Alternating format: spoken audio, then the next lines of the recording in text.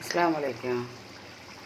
கருவாடுமா, கருவாடு எப்படி என்ன செஞ்சேன்? மாங்காய், கத்திரிக்காய், தக்காளி பழம் எல்லாத்தையும் ஃபஸ்ட்டு வெங்காயம் எல்லாத்தையும் கருவேப்பிலை, பச்சை மிளகாய் மசாலாலாம் போட முந்தையே எண்ணெயில் வதக்கிக்கிட்டு நல்லா அழகாக எண்ணெய் கத்திரிக்காய் போல விட்டது. அதுக்கு தான் கருவாடு மசாலா தேங்காய் பால் எல்லாம் ஊற்றினேன். தேவையான அளவு உப்பு, புளியெலாம் ஊற்றல. ஏன்னா மாங்காவும் கத்திரிக்காய் தக்காளி பழம் போடுறதுனால அதே போதும். ரொம்ப டேஸ்ட்டாக்கி தனி தேங்காய் பால் தான், ஒரு சொட்டு தண்ணி கலக்கல. இதுக்கு முருங்கைக்கீரை இருக்கிறேன். முருங்கைக்கீரையும் இதுதான் எங்கள் ஊர் காம்பினேஷன். இந்த இருக்குது கருவாட்டுக்கு முருங்கைக்கீரை நல்லது. ஆனால் நான் கருவாடு திங்கக்கூடாது, ஏன்டா தடிமல் நேரம் திங்கக்கூடாது.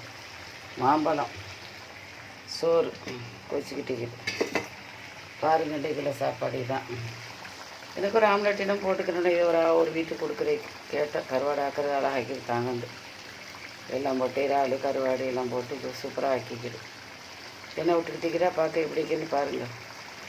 தேங்காய் பால் தான் ஊற்றினேன், தண்ணி ஊற்றினேன். அதோடைய டேஸ்ட்டு வேறு மாதிரி ஆவியாச்சு. சரி, லைக் பண்ணுங்கள், ஷேர் பண்ணுங்கள், சப்ஸ்கிரைப் பண்ணுங்கள். ஒரு நாளைக்கு ஒரு வகையாக தின்னுங்க. எனக்கு ஒரு டாக்டரமாக சொன்னேன், பெரிய பணக்காரன் பொண்டாட்டி டாக்டரமாக சொன்னேன். பணக்கார பொண்டாட்டி கருவாடு தின்னா முகம்னா நல்லா கலையாயிக்கும். நம்ம தேங்காய் பால்லாம் அதுக்கு தக்கன சேருங்க. அதெல்லாம் முகத்துக்கு அழகு கொடுக்கும், சைனிங் ஆகிக்கும், நோய்க்கு நல்லதுண்டா. அதே போல் எனக்கு செய்யும்போதெல்லாம் அந்த மனசுல அவன் தான் வரும் சொன்னாலே. நான் சொல்லவும் செஞ்சுட்டு எத்தனை பேர்த்து எப்படி சொல்கிறோம், நீங்கள் செஞ்சு சாப்பிடுங்கன்ட்டு. சின்ன வெங்காயம் இல்லை, இருந்தால் உரிச்சு வச்சுக்கிட்டா ரொம்ப நல்லா இருக்கும். வைக்கிறேன். லைக் பண்ணுங்கள், ஷேர் பண்ணுங்கள், சப்ஸ்கிரைப் பண்ணுங்கள்.